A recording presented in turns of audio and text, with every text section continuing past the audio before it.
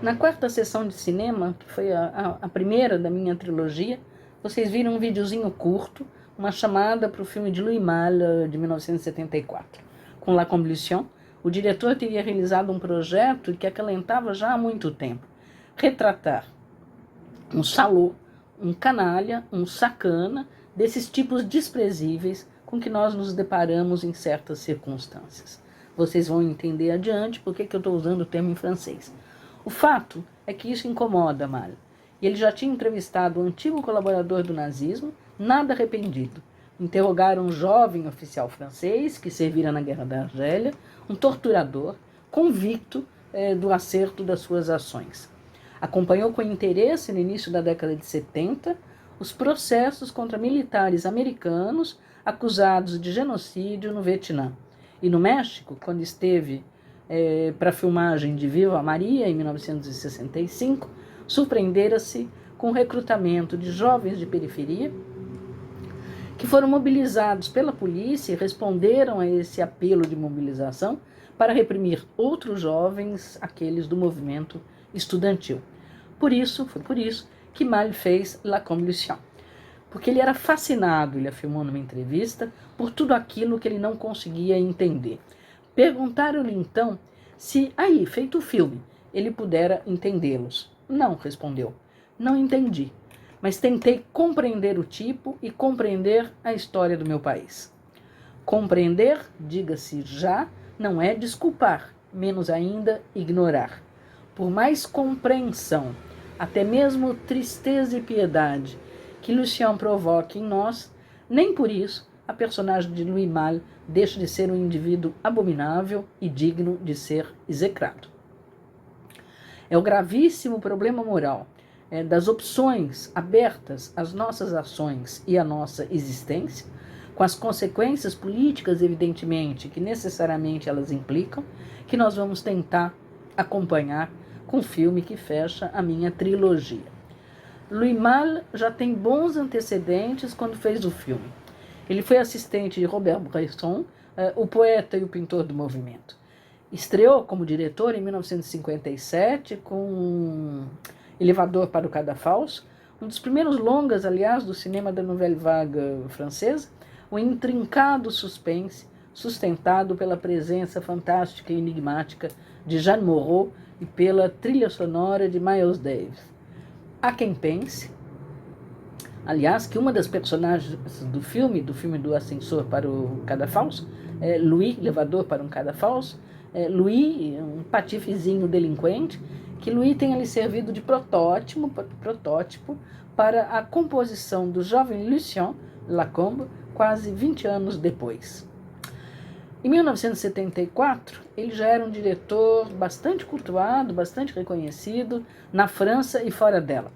E bastante controverso também, porque se tinha algo para o qual esse filho da grande burguesia parecia dotado, era para a capacidade de produzir escândalos na vida pessoal e no cinema. Ele transpôs para as telas a história e a linguagem, o que não é nada fácil, de Zazie no metrô. Fidelíssimo ao surrealismo e às incríveis para os anos 60 liberdades da novela de Raymond Queneau. Ele fez pior, ele teve a audácia de reabilitar Dreux La Rochelle em 1963, um fascista a seus momentos.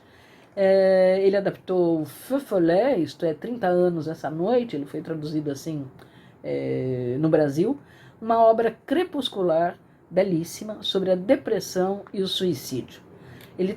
Malle tratou despudoradamente do incesto no filme de 71, Le Souffle au Cœur. E há ainda Os Amantes, Viva Maria, O Ladrão Aventureiro e por aí vai. Já se delineavam então na cinematografia malleana dois grandes temas, duas grandes matérias, que o diretor não abandonará até o seu último filme, a adaptação da peça de Tchekhov, Tilvânia, em 1994. Os temas e as matérias que interessaram Malha foram as convenções conformistas e a hipocrisia disso que então se definia sem equívocos como a moral burguesa. Era este o primeiro tema. E o segundo tema, que talvez tenha sido até mais central na sua filmografia, tratava do papel do acaso, daquilo que não é necessário, que não é previsível, ou, em outras palavras, do capricho inconstante da fortuna na condução do agir e das escolhas individuais. Um olhar crítico, certamente, o de Malha, descrente, esse que foi estudante de ciências políticas, dos sociologismos um tanto apressados, dos determinismos, chamemos assim. Alguns preferiram entender que essa curiosidade pela situação em que se produzem as ações humanas era mais a defesa da moral do cínico. Deixo a escolha a vocês. La Combustion fará apelo ao romancista por excelência da França ocupada, Patrick Modiano, que foi o roteirista, e ao guitarrista francês de origem cigana, Django Reinhardt, o pai do jazz europeu e do gypsy jazz, para compor a importantíssima música do Django, para compor, na verdade, o cenário, o ambiente, o contexto e as circunstâncias em que se move o jovem Lucien no verão de 1944, em um pequeno vilarejo do sudoeste francês, próximo à fronteira com a Espanha. A rota de fuga, justamente, nessa fronteira, quando da ocupação da França durante a Segunda Guerra Mundial pela Alemanha nazista. Esse caminho, atravessando os Pirineus, que se transformou numa rota de fuga da perseguição. Alguns saudaram a obra-prima de Louis Malle. Outros consideraram o filme uma verdadeira afronta à memória nacional, ou mesmo um desserviço à compreensão do sombrio episódio histórico. Controvérsia de iniciados à parte, o fato é que em 1974, La Combustion deixou a França em pé de guerra. Como Louis Malle ousava pôr em xeque a cultuada lenda da heróica resistência francesa ao nazismo? Bom, também o cinema conhecia seus antecedentes. Particularmente, o filme documentário de Marcel Ophuls, de 1971, Le Chagrin et la Pitié, é uma tradução um pouco difícil para o chagrin.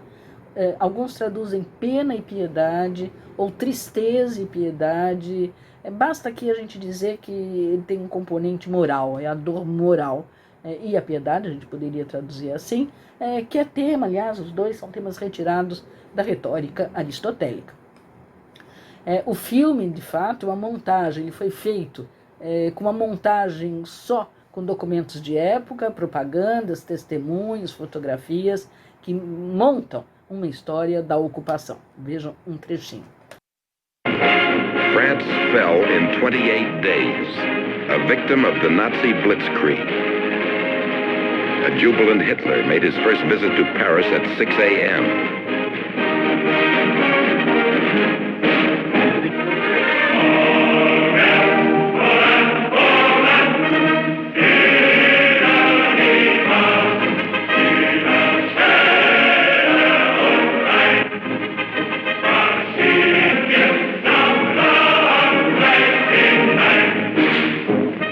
The French fled Paris, jamming the roads, panicked by the swift German advance.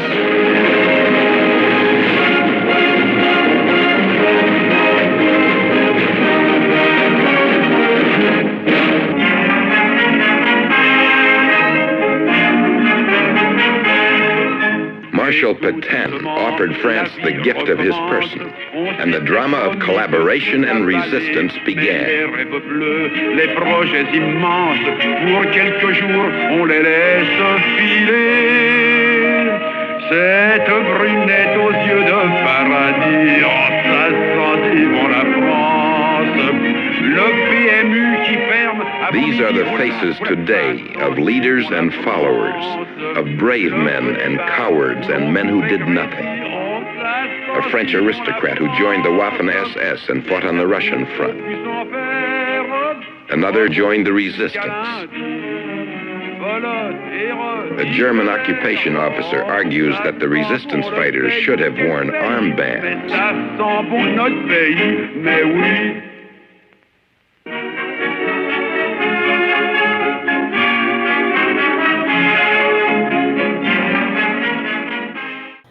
O desconforto com o filme foi enorme.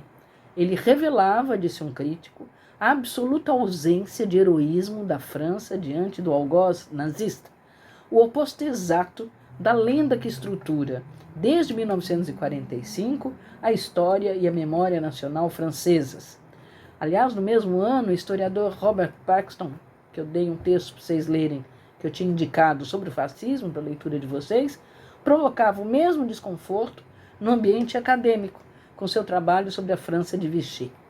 10 anos depois de lançado, quando finalmente o filme de Office pôde ser transmitido pela televisão, o próprio diretor considerou que houve um deliberado mal-entendido a respeito do alcance político do seu filme. Ele é antigolista, diz ele, estou citando, ao contrário, quer dizer, antigolista quer dizer contrário ao general Charles de Gaulle, o chefe da resistência contra a ocupação, que depois foi um controverso homem de proa da Quinta República Francesa. Então diz o Fils, meu filme só é antigolista na medida em que contesta o mito da grandeza francesa. Mito, claro, de grande apreço do general comandante das forças francesas livres. Como contesta também o meu filme o mito cultuado pelo Partido Comunista Francês de um povo em marcha contra o opressor. Meu filme, continua, propõe outra percepção, apoiada sobre os comportamentos individuais, que questiona a memória coletiva tal como foi construída. Essa história são essas feridas da memória, essas susceptibilidades coletivas próprias aos tempos sombrios que o filme de Louis Malle interroga. E ele começa agindo como um verdadeiro perfeccionista do cenário. Cada paisagem, cada perspectiva, cada plano, cada lentidão da fotografia, cada ângulo do enquadramento nos indica com a mais perfeita exatidão onde estamos, do que falamos e o que se passa. O início, Lucien de bicicleta pela estradinha sinuosa ao som da trilha de Django Reinhardt, já localiza. Esta é a região do Maquis, um termo que é intraduzível, designando, na sua primeira acepção, a vegetação densa e pouco acessível das regiões mediterrâneas do sul da França, especialmente da Córcega, com espécies arbustivas densas, espinhosas e, por analogia, uma região isolada e de difícil acesso, no geral montanhosa, onde se refugiaram os resistentes, os refratários, os recalcitrantes, os patriotas. Os termos variaram muito na ocasião, para escapar ao ocupante do país e para organizar a luta armada clandestina na França, na Itália, na Espanha, de resistência ao nazifascismo durante a Segunda Guerra Mundial. Acompanhamos Lucien ao asilo dos velhos. Na cabeceira de um leito, vemos o retrato de Marechal Pétain, o comandante da França submissa ao invasor. Na rádio, nós ouvimos a conferência do Sr. Philippe Henriot, a figura de proa do regime de Vichy, antissemita, diretor do jornal Ação Católica, um jornal de extrema-direita, secretário de propaganda do governo de Pierre Laval e defensor incansável da colaboração com os nazistas em território francês. Nós sabemos também, já nos primeiros minutos do filme, que o protagonista, Lucien, na forma vernacular desse sotaque típico do patois occitano, que é um jovem camponês, que seu pai está preso, que sua mãe se tornara amante de Monsieur Laborie, o dono da pequena gleba, cujo filho, Joseph, tinha entrado para o Maquis, isto é, tinha se tornado um patriota, um preguiçoso vagabundo, como diz o pai, um refratário, um resistente. E que a rusticidade dos modos, a grosseria dos gestos, a economia de palavras, conformam aquela existência campestre, a sua e de todos aqueles que o cercam.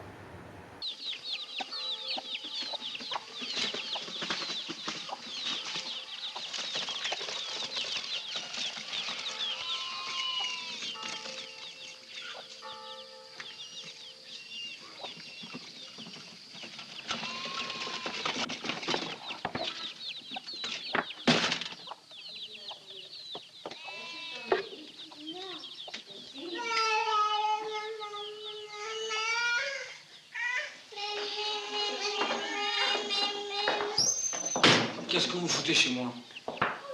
C'est toi, Lucien? Le fils à Thérèse? Ça, c'est pas à vous. C'est les assiettes de mon père. Peut-être bien. Tu vas voir le patron. Il te l'expliquera.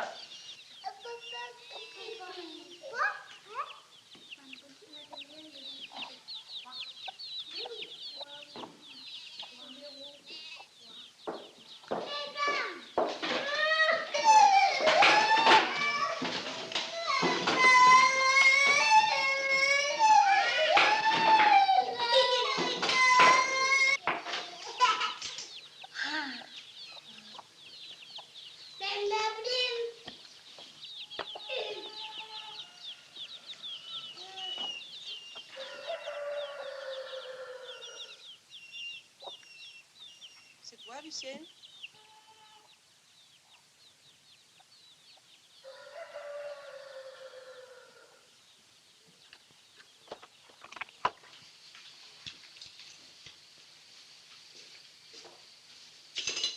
Je te lève bien tard.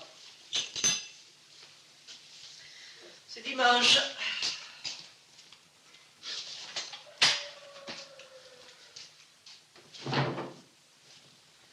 Pourquoi t'as sorti le fusil de ton père? Tu sais que c'est interdit.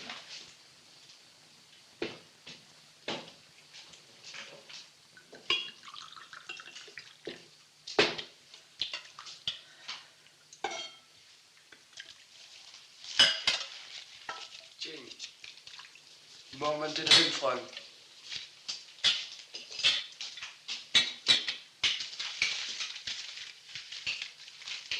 C'est bien. Adieu, Lucien. Bonjour, monsieur Laborie. Il pourrait prévenir ton fils quand il vient.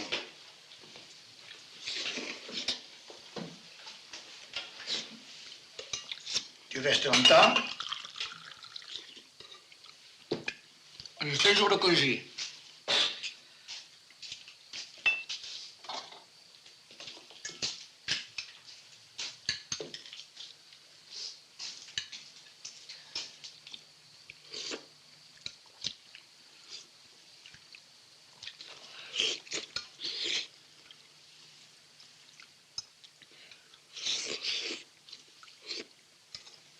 Et les autres, hein, qu'est-ce qu'ils font chez nous? Ils aident monsieur Laborie. Je leur ai laissé la maison. Il y a du changement ici. Il faut bien faire le travail. Ton père est prisonnier, et Joseph est parti. Ah bon? Il est moqué, ce feignant. J'ai un fils patriote, figure-toi. E é assim, desta matéria de que é feito e pelas circunstâncias que se apresentam a ele, que Lucien Lacombe se transforma em um colaborador, isto é, em um indivíduo pronto a agir, a denunciar, a torturar, a matar para o invasor, para a polícia alemã, para a Gestapo. Nós não compreendemos muita coisa do filme se antes a gente não tentar entender o que foi justamente essa ocupação da França na Segunda Guerra Mundial. A gente já percebeu, vendo os dois filmes, que a França apequenada, retratada por Louis Malle, em nada se assemelha à França impregnada daquela sofisticadíssima alegria de viver que nós vimos em Bertolucci. São 6 terríveis anos que a separam. Foram chamados os anos sombrios, esses anos todos. A República do Front Populaire, da Frente Popular, conduzida pelo socialista Léon Blum, que a gente já se referiu, seguiu-se pelo alto a União Sagrada de Édouard Daladier. Em setembro de 1939, França e Inglaterra declaram guerra à Alemanha nazista como resposta à invasão da Polônia pelas tropas hitleristas. Acreditavam piamente na superioridade militar e técnica dos 2 maiores exércitos do mundo. Foram 8 meses de uma estranha guerra, a drôle de guerre, foi assim que ficou conhecida, ou uma guerra de mentira, inexistente simplesmente. Mas chegou, finalmente, o 10 de maio de 1940, dito o dia da Batalha da França.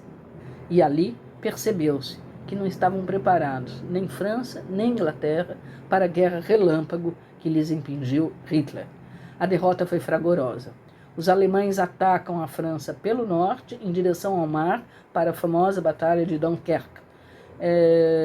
Paris cai no dia 14 de junho, e já no 23 de junho, Hitler está na cidade, como expressão mesma da vingança contra os termos da rendição alemã em Versalhes em 1919. Sobrevém, a partir daí, o êxodo dramático, diante dos bombardeios, de 8 milhões de civis, o salve-se quem puder dos acuados rumo ao sul. Revelou-se então, para usar os termos da época, a desmesura do acontecimento, um acontecimento inenarrável na sua totalidade, a fragilidade da armadura social, a gravidade da crise da nação. A Terceira República Francesa se desfaz, se esvai, no dia 16 de junho de 1940. A França se divide ao meio no dia seguinte e o armistício é assinado no dia 25 de junho de 1940. Haverá uma França ocupada pelos alemães, ao norte, e uma França dita livre, mas completamente submissa ao invasor, administrada pelo Marechal Pétain, ao sul, com sede instalada na cidade de Vichy. O discurso proferido por Pétain, o presidente nomeado, apela ao fim do combate, quer dizer, apela à não resistência ao invasor, uma confissão, evidentemente, da derrota francesa e um reconhecimento da superioridade nazista. A capitulação das autoridades é servil, mas a imposição da escolha política do armistício encontrou certamente a concordância da maioria dos franceses. Para a população em fuga, a rendição de fato parecia-lhes o único recurso possível e a única possibilidade de sobrevivência diante do poderio e da truculência bélica alemã.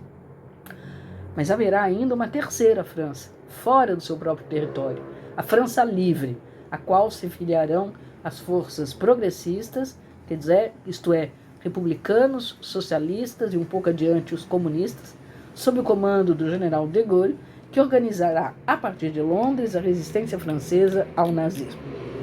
Aquilo que foi, primeiro, uma rendição das autoridades francesas acuadas em Vichy e que poderia ter soado um gesto de prudência, logo passará a efetiva colaboração nacional com o inimigo. Marca, aliás, do chamado realismo político dos dirigentes de má-fé. A conversão, diga-se, não terá sido nada difícil para quem, como Pétain, pensa organizar uma revolução nacional, isto é, combater e destruir, como diz ele, a França dos estrangeiros, dos comunistas, dos judeus, dos maçons, dos republicanos. A sua divisa é trabalho, pátria, família. A colaboração oficial com o Führer fica selada neste mesmo mês. É frequente na historiografia considerar esses primeiros anos da ocupação alemã na França como anos relativamente calmos. Nem tanto.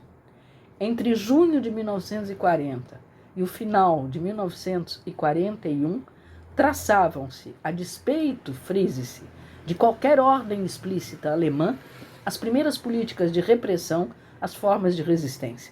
Supressão dos sindicatos, interdição dos partidos políticos, as primeiras delas. E muito particularmente, e muito acuradamente, cuidadosamente, traçavam-se as bases das ações e o essencial da legislação relativa à chamada questão, relativas à chamada questão judaica. Já no dia 3 de outubro de 1940, uma legislação antissemita é promulgada. O governo francês de Vichy declara sem subterfúgios o seu racismo, que remonta na psique francesa a muito antes. Vou dar o exemplo do caso de Dreyfus, que Roman Polanski filmou recentemente, é o seu último filme, chamado Eu Acuso. O filme do Polanski, aliás, que foi minha última frequentação, infelizmente, às salas de cinema. A segregação ali no filme se mostra o quão larvar esteve na França já no fim do século XIX, vem bem de antes, um antissemitismo bastante arraigado na mentalidade francesa. A segregação e a arianização dos bens dos judeus começam. Se os campos de internação tinham sido abertos já desde 1938, com o governo Daladier, para recolher os estrangeiros indesejáveis, sobretudo os quase 500 mil refugiados da Guerra Civil Espanhola, sob o regime de Vichy, desde 1941, foram criados, além dos campos de internação ou de internamento, os campos vigiados e também, e sobretudo, os campos de trânsito, isto é, os campos, o enorme complexo de Drancy, referido no filme, destinados a reunir prisioneiros, judeus e ciganos particularmente, mas também comunistas, antes da deportação à Alemanha. Na França de Vichy, a situação é precária. Começam os tickets de racionamento e as filas para absolutamente tudo, para comida, para roupa, para comprar o carvão, tudo falta.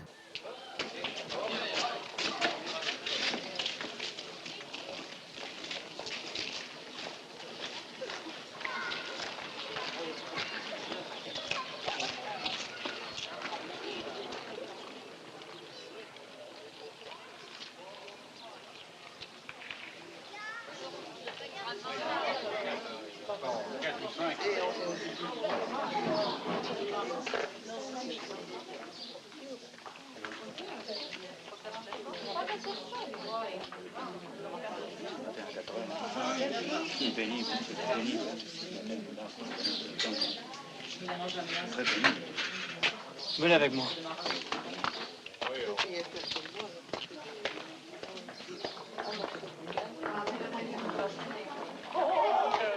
Que les gamins, comme tout le monde. Non, mais pour qui ils se prennent ces deux-là? Allez, derrière. D'où elle sort, celle-là, quand même. Alors, non, on attend. Et ça, tout, oui. Aujourd'hui, les gosses ne sont pas permis. Reste qui cœur, alors, et vous, monsieur, vous dites rien, quoi? Allez, mademoiselle, allez. Allez. Ça fait 1 heure que j'attends. Vous croyez que je vais me laisser faire? Vérité, police allemande. On s'en fout de la police allemande. Vous croyez pas que vous exagérez un peu? Dis donc, toi, qu'est-ce que c'est que cette histoire?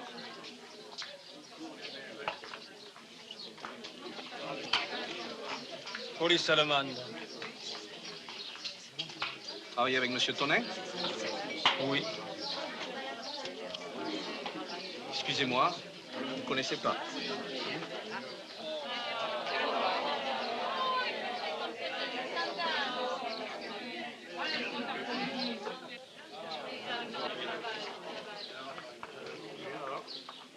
O mercado negro, por conseguinte, é a norma.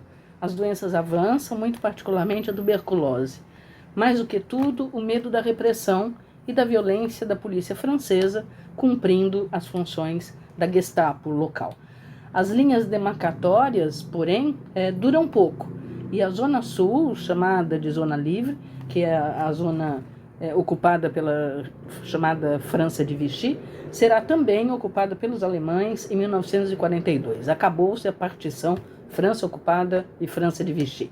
Entendemos melhor certos episódios do filme se nós sabemos que em 1943 uma lei obriga os jovens ao trabalho na Alemanha. Muitos deles, ditos refratários à convocação, entram no maquis para escapar a esse aliciamento forçado. A milícia, uma organização paramilitar, tem por fim perseguir, torturar e matar os resistentes, e as rafles, são batidas, o nome em francês significa essas batidas imprevistas da polícia, as rafles, elas se organizam, elas se intensificam, cada vez mais truculentas, quanto mais próxima a derrota alemã. Vejam uma das cenas.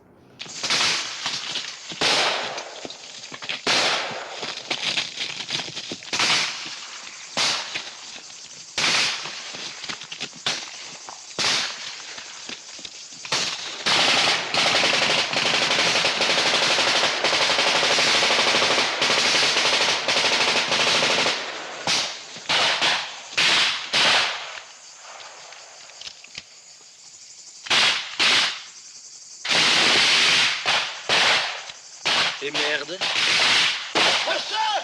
Ils ont blessé le chef! Oh non de Dieu, j'ai pas de chance. Pierrot, c'est pas trop douloureux? J'espère que c'est pas le poumon. T'en fais pas, Pierrot.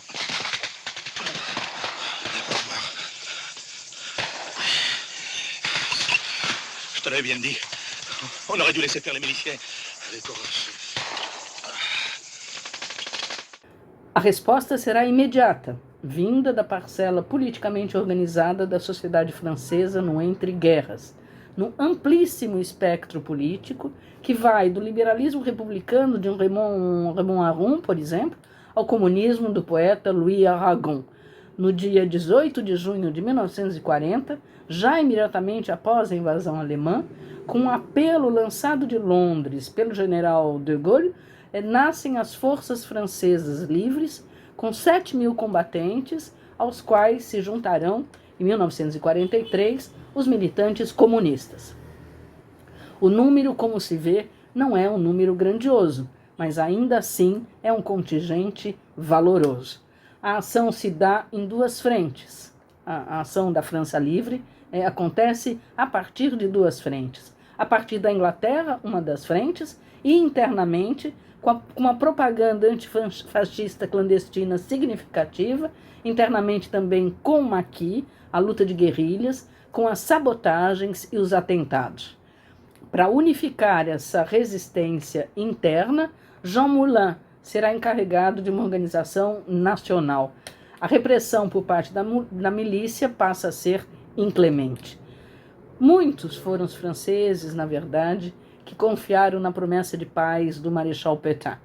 Em vão, do verão de 1941 ao outono de 1942, a repressão das autoridades da França de Vichy radicaliza-se, marcada por represálias que são coletivas, por exemplo, os fuzilamentos das vítimas com escolha já previamente anunciada, particularmente daqueles inimigos que eram chamados de judeu-bolcheviques.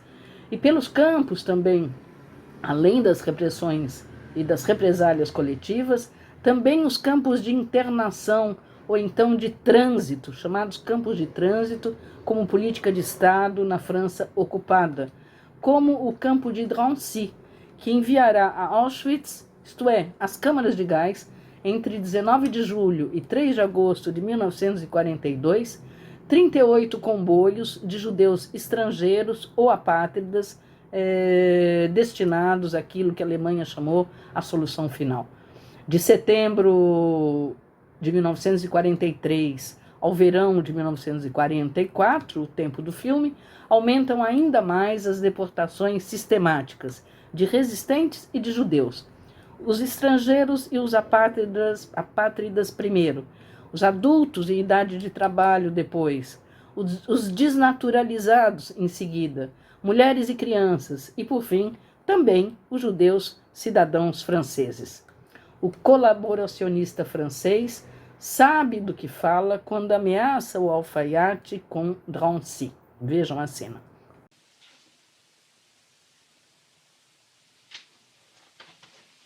Ils sont beaux ces tissus. Je les ai eus pour rien. Quelques bons d'essence. Je ne vous ai jamais dit d'où ils viennent. De chez Castles. On a liquidé ses stocks. Qu'est-ce que est devenu, Castle? Je crois qu'il y a un camp à Saint-Denis pour les Anglais. Pour les Juifs, c'est à Drancy. De fato, a ação do governo colaboracionista de Vichy radicaliza-se em 1944, ano em que se passa a intriga de La Coalition. Instalação de cortes marciais e repressão ainda mais violenta dos maquis. A repressão agora, como vimos no trecho lá atrás, é levada em conjunto pela polícia do ocupante alemão e pelas forças da ordem e da milícia francesas.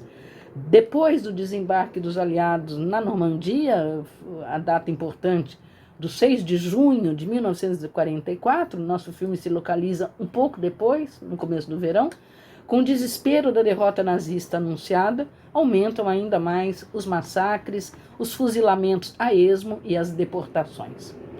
Esse apanhado, que é para lá de insuficiente, embora brevíssimo, deve ter servido para nos localizar nessa história que Louis Malle nos conta e que Louis Malle e o seu roteirista, Patrick Modiano, nos conta. uma narrativa fílmica que tem algo de semelhante, salvo a localização geográfica, à intriga do romance de Jean-Louis Bory, o primeiro relato, na verdade, publicado já em 1945, da vida da gente comum sob a ocupação. O romance se chama Meu Vilarejo na Hora Alemã, no Tempo Alemão. Eu vou ler um pedacinho para vocês. Era abril de 1944, às vésperas do desembarque dos aliados. Em um pequeno vilarejo do interior da França, não havia conhecido a guerra de muito perto. Seus habitantes viveram sob ocupação alemã, adotando atitudes diversas, que foram da colaboração à resistência, mais ou menos passiva, a maioria acomodando-se como podia com a presença das tropas austríacas e depois alemãs enviadas à região e com as condições de vida desses tempos em que a fome, o mercado negro, o recrutamento forçado e todo tipo de denúncia permaneceram presentes nesses últimos anos da guerra até a liberação da sua cidadezinha. O trecho que eu li agora bem podia servir de resumo ao filme de Louis Malle, dos mais importantes filmes do cinema francês dos anos 70, do século XX, do século passado, segundo um crítico. A opinião desse crítico, porém, é controversa, conheceu críticas. Não era, por exemplo, a mesma coisa que pensava a mais cultuada revista de cinema de todos os tempos. Para os cahiers de cinema, particularmente para o crítico Serge Danet, escrevendo em 1975, Louis Malle tem algum mérito, é verdade.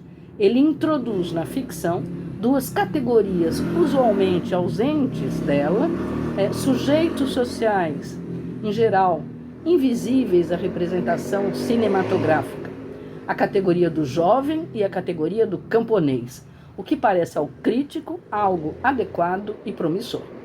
O problema, diz ele, é que a mise-en-scène, como aliás também no filme que ele critica, de Liliana Cavani, O Porteiro da Noite, um filme italiano de 1974, então esta mise-en-scène que está em La Convolution e que está no Porteiro da Noite, segundo Serge Danet, é naturalista, uma nova tendência do cinema europeu que Danet recrimina fervorosamente. Eles teriam inaugurado, sempre segundo o crítico dos cahiers, a abominável e reacionária vaga onda, moda, retrô do cinema dos anos 70, literalmente fascinada, é o que dizem os críticos dessa revista, pelo fascismo. Tipificando personagens marginalizados, seduzida como é essa filmografia pelo lumpen, essa moda retrô, pensando representar a história, não só se obriga à psicologização desses tipos, como ainda tende a cair na armadilha da erotização do poder, tematizando a política ao lado do sexo. Isso é menos evidente em Lucien e muito evidente no Porteiro da Noite. Isso não nos conduz ao real, conclui o crítico, já que a máxima retrô por excelência, a máxima seria: há com certeza essa perspectiva desse tipo de filme, que há com certeza carrascos e vítimas em cada um de nós, afasta, segundo Serge Danet, a verdadeira questão política.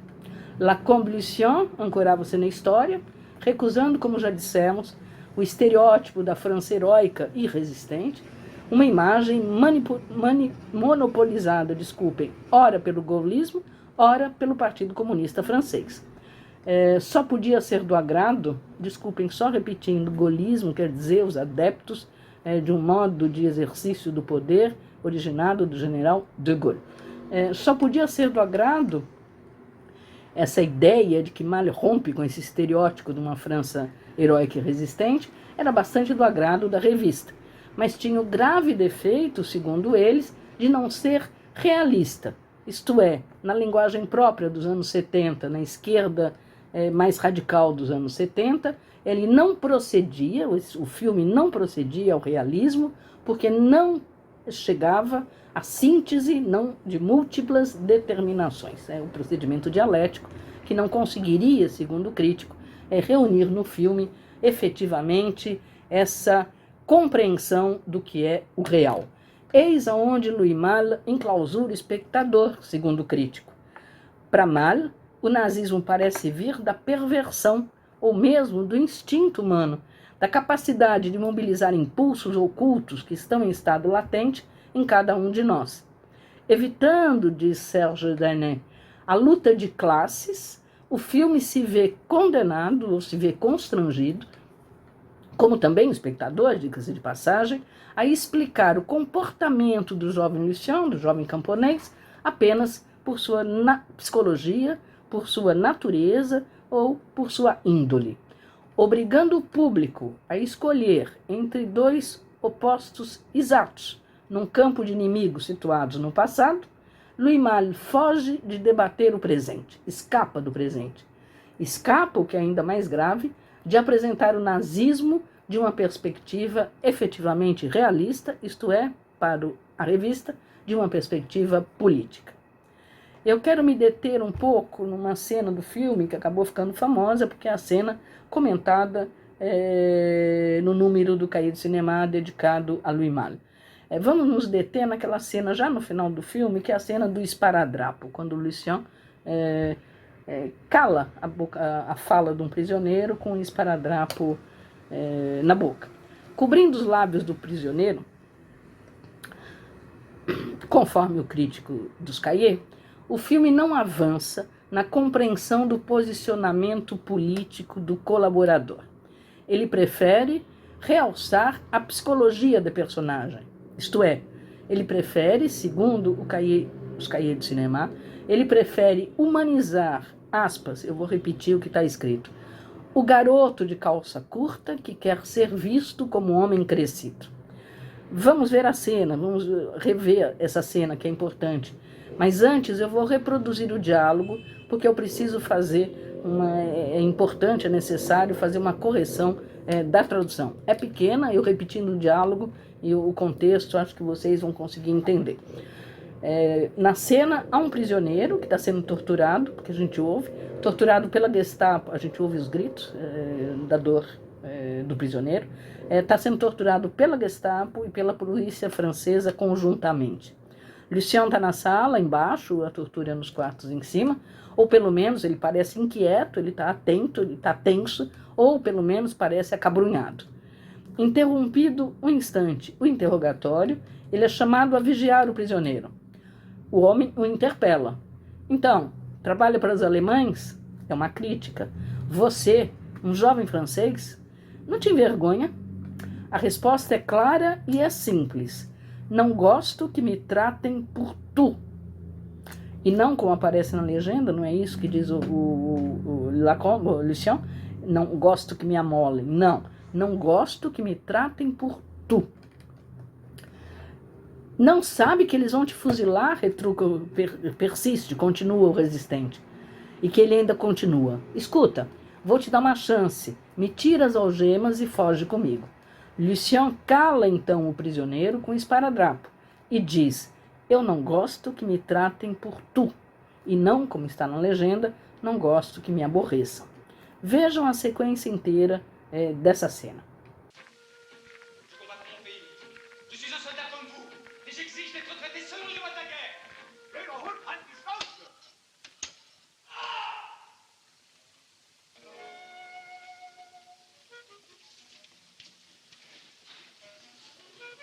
Du wäre ein bisschen Oberstumpf für Müller benannt. Ach Mensch, der wird ja sehr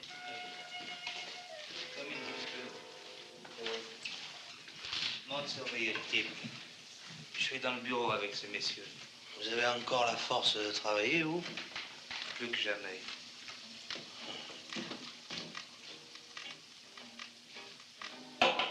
Courage, petit.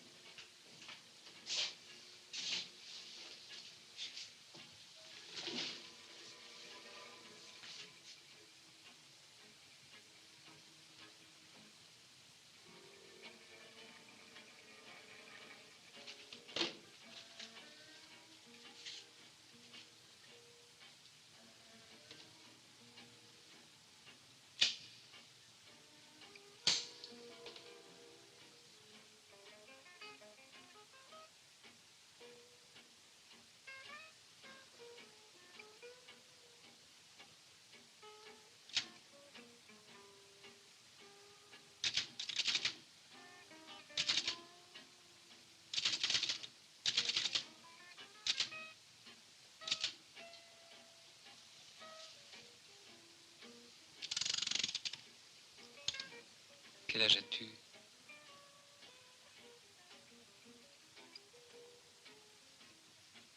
Alors tu travailles pour les Allemands. Toi, un jeune Français. Tu n'as pas honte?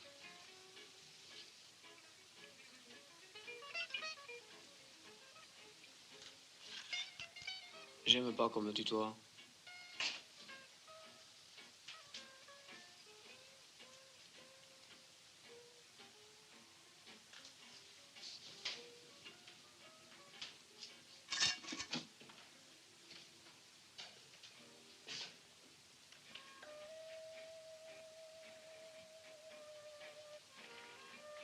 Ne fais pas le malin.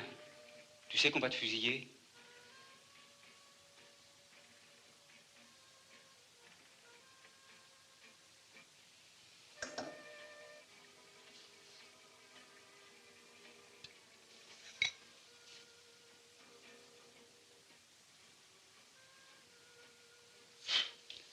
Tu n'as pas l'air d'un voyou.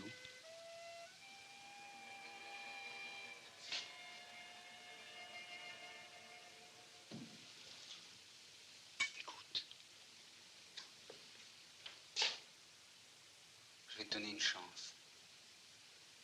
Tu m'enlèves les menottes et tu pars avec moi. Compris?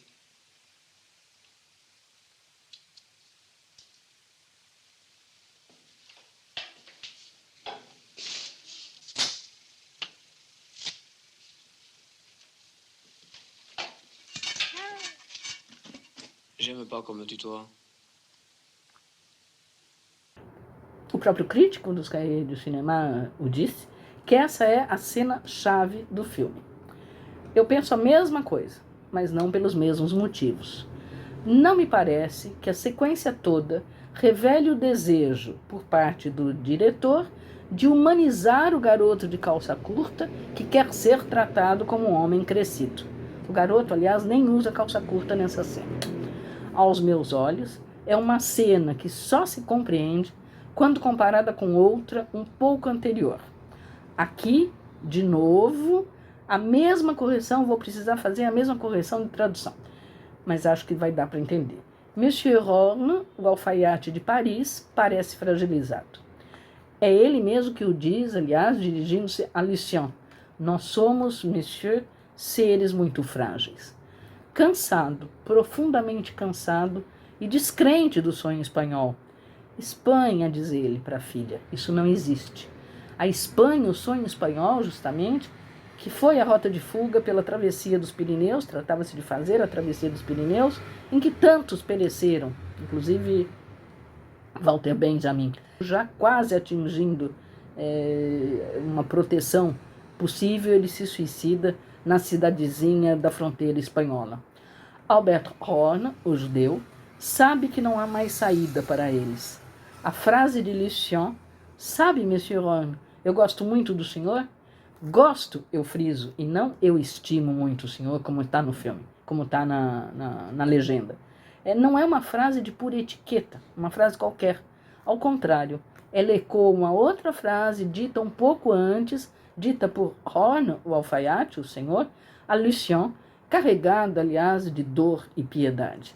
Contudo, eu não consigo detestá-lo completamente. Cansado, de fato, Horn vai à delegacia, entrega-se, na verdade, ao coração da polícia nazista. Lucien o encontra ali, surpreende-se, teme pelo pai de France, seu pai de uma certa maneira. O policial francês chega, o alfaiate se apresenta, e se apresenta com seu nome judeu, e não com aquele nome que ele tem, que consta do documento falso que ele possui. A conversa prossegue. Eu quero ver um documento com a menção Juden carimbado, judeu. Lucien observa, atento. Não compreende, notoriamente ele teme. Horn apresenta-se como francês, um homem naturalizado que ele é. O policial se irrita. Nunca lhe disseram que um Yupin, o termo é o termo pejorativo para os judeus na época, não pode ser um francês, em toda a Europa, aliás.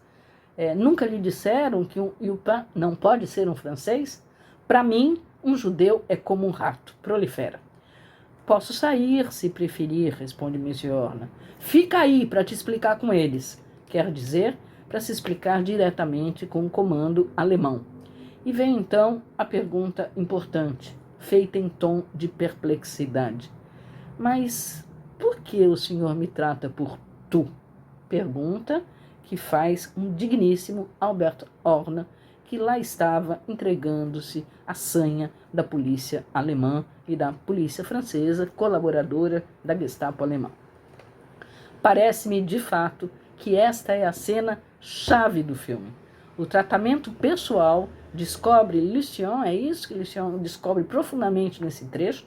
O tratamento pessoal, quer dizer, o tu, o você, o senhor, usados como devido e dirigindo a quem de direito, com aquelas sutilezas que são caras aos franceses, é sinal de respeito, de reconhecimento, de estima e de honra. Ali, o jovem acabara de aprender que há a gente de bem, como Monsieur Horner, e há os salauds, os indignos, os crápulas, os imorais, como o policial francês, como também ele mesmo. Vamos ver a cena com mais cuidado.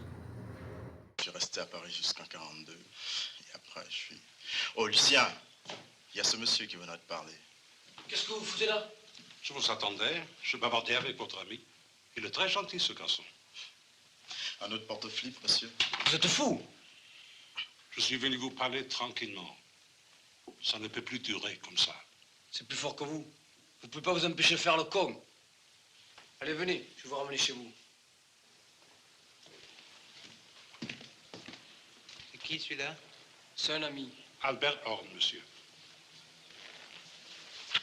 Horn, mais c'est le juif. Alors comme ça, tu ramènes des juifs au bar de l'hôtel? Excusez-le. Et le jeune, vous savez. Vous allez passer dans mon bureau.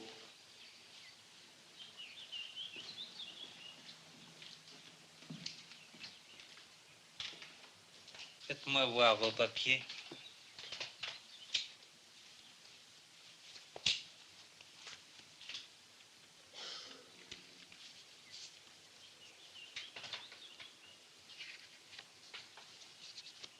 C'est quoi ça, Rivière Jean-François, 30 juillet 92, Paris 9e? C'est deux voisins qui vous a filé ça. Effectivement. Moi, je veux voir une carte d'identité avec la mention juif dessus.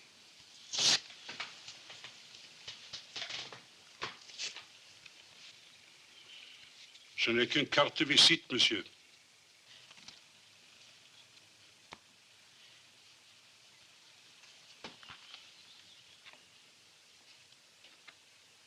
Nom Horn. Prénom Albert.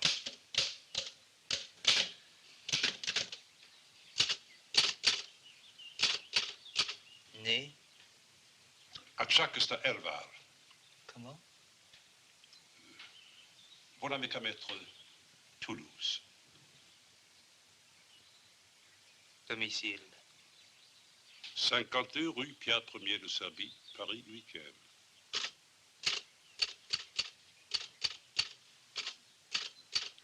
Nationalité Française. On vous a jamais dit qu'un youpin ne pouvait pas être français?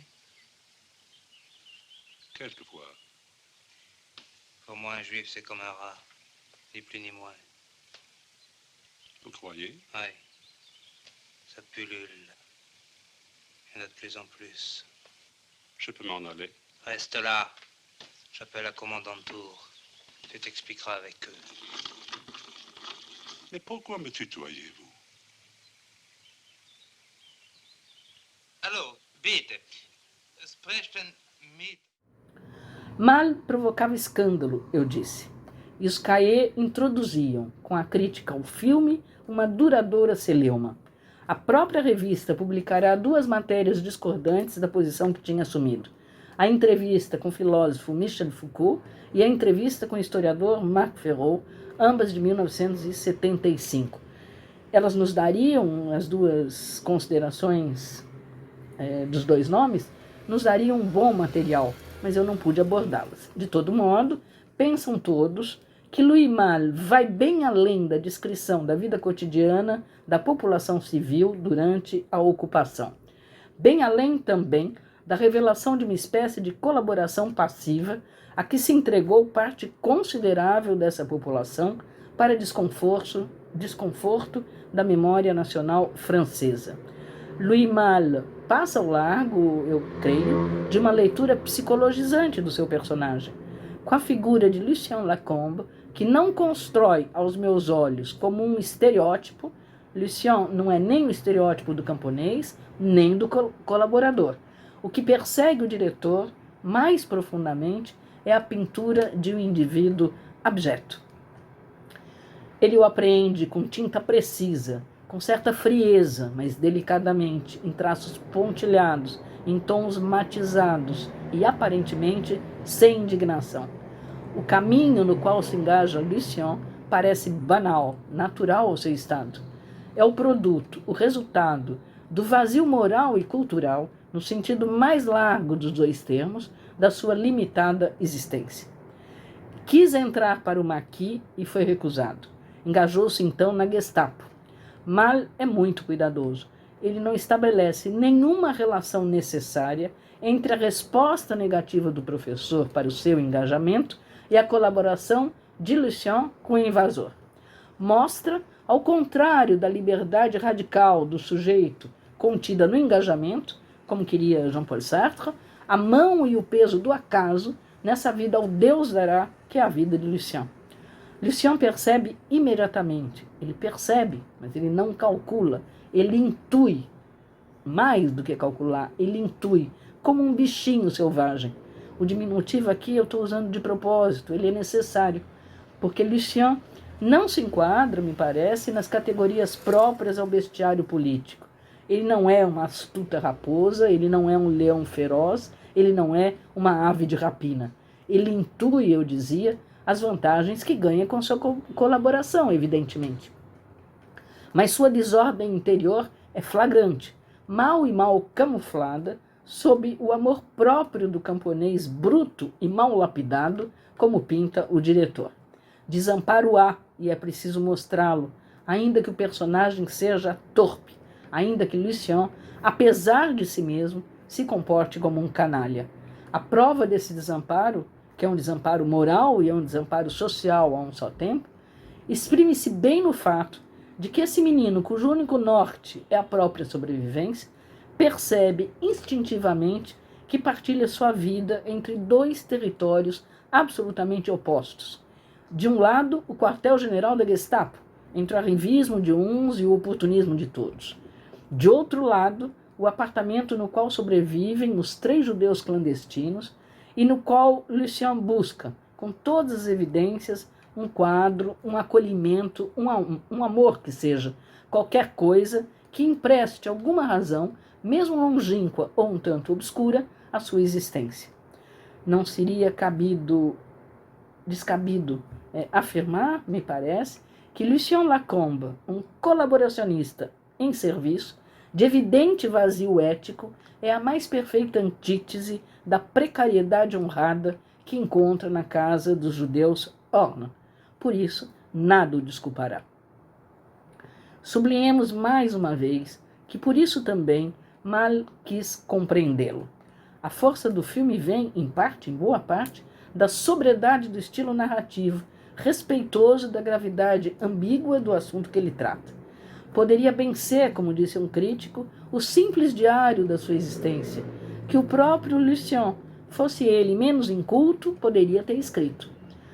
Lucien pode ser dito um canalha, privado de recursos morais, alguém que nos provoca um profundo desgosto. Um salô, enfim. Mas aqui, porque Lucien não age de má fé, o termo não tem um estatuto de categoria filosófica que lhe atribuiu Jean-Paul Sartre num artigo que chama O que é o colaborador, escrito imediatamente após a guerra, mas que retoma ideia que já se pode ler no romance A Náusea, de 1938. As cenas bucólicas do final do filme não nos devem fazer esquecer que Lacombe, Lucien, nascido no burgozinho de Suleillac, como constará dos autos, foi preso no dia 12 de outubro de 1944, julgado por um tribunal militar, condenado e executado em seguida pelos crimes cometidos. É possível, isso não é dito aqui no filme, mas é possível que France tenha sido também condenada ao opróbrio e à degradação, como as francesas acusadas de dormirem com o inimigo. Se nós quisermos compreender, nós precisamos acompanhar com Louis Malle as circunstâncias fortuitas que tornaram possível a modelagem do criminoso. Elas estavam constituídas, e já de longa data, naquela França, cujas autoridades cederam às iniquidades e ao horror, porque estas sim, as autoridades, carregavam a responsabilidade de contrapor-se à barbárie. O nazismo e os nazistas e aqueles que colaboraram com eles foram uma abjeção. Ponto, basta. Incriminá-los, porém, não nos livrará do mal, mas como ensinou Albert Camus, podemos aprender, eu cito Camus, neste mundo existem pestes e existem vítimas, e na medida do possível, nós devemos recusar estar ao lado da peste.